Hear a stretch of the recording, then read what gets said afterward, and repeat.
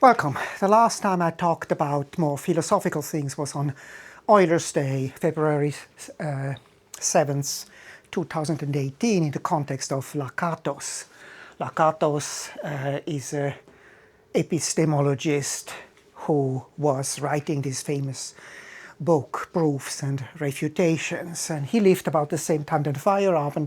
Feyerabend was one of my college teachers. He had a beautiful lecture series there, and I was very impressed about, this anarchism in science. So thinking about, how do we gain knowledge is very, very important, especially for mathematicians.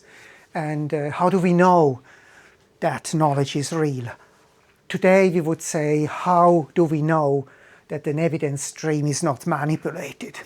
And this is especially important nowadays in the context of AI. Some rules have been set up by the National Institute of Standards in Technology, and I think this is very good in general also for, assessing whether something is real. So what is stated? What are the reasons? Is it valid? Is it safe? That's a little bit a dangerous thing, because if you kind of suppress information or you falsify information for safety reason, then you lose trust. And so is it reliable? Have the sources been reliable before? Is there some transparency? Do you know who are the actors? Is there some advertisement in the information, for example? Can we replicate things independently, also without a machine? Important is privacy. Nowadays a big problem, because when we look up something on the web and you ask AI something, then we are watched. We are constantly watched. And when you go into the library and you borrow a book, this is not the case. So I can read a book without being watched. But when we are looking at information now online, we are being watched. And also one of the big issues is fairness. Are all these authors who wrote these books, are they really credited when AI is producing papers? We should look at kind of some philosophers who thought about this. I mean, Plato was one of the first who thought about what is real, kind of with this cave allegory. And Aristotle thought about the basic fundamental thinking steps, and that's very important also today. When I do a thinking, if I take a statement A and a statement B and combine them, do I really remember A? So if you think about this fundamentally, if your memory is small enough, you cannot catch all the information A and you cannot catch all the information B, then you have to swap it out. And that's what happens actually today with these large language models. They are so large, we cannot access them all. So we cannot verify them. We cannot just audit them. That's a big, big issue.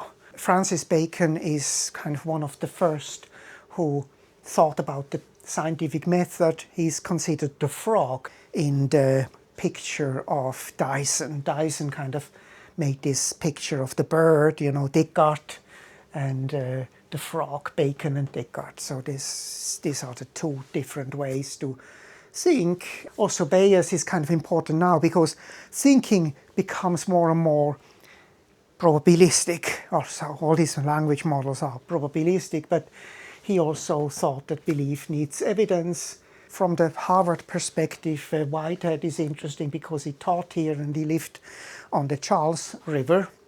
And Hilbert famously built this program of have a system which is consistent. And then Gödel destroyed this. Brouwer experimented with more, restricted thought systems. Moritz Schlick and Wittgenstein, especially I liked Tractatus of Wittgenstein because it was just an interesting approach. Piaget is famous for investigating how we actually learn to access knowledge and how we learn to think.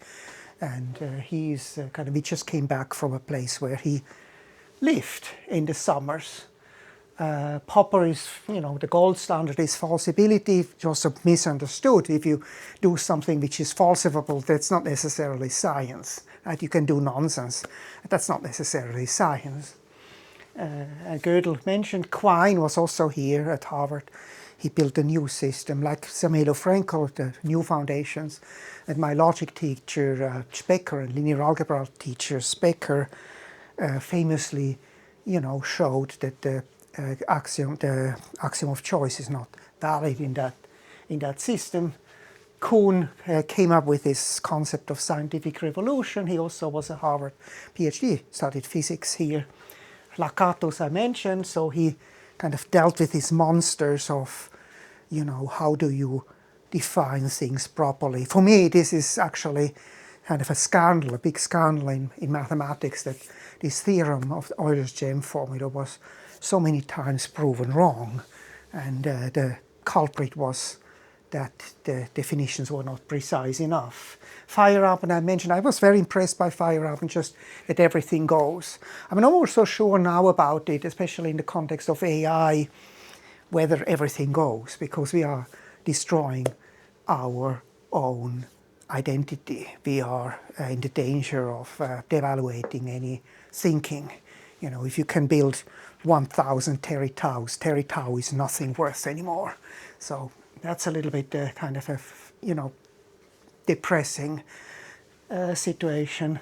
Putnam is actually kind of also interesting from the local point of view, because he lived about 2 or 3 blocks from where we live in Arlington, Hilary Putnam, and he coined this brain in a vat, which is essentially the simulation paradigm, which is actually kind of so it traces back to Plato, who was, thinking about this cave allegory. And maybe I just leave it at that. And it's a beautiful day, heading home again.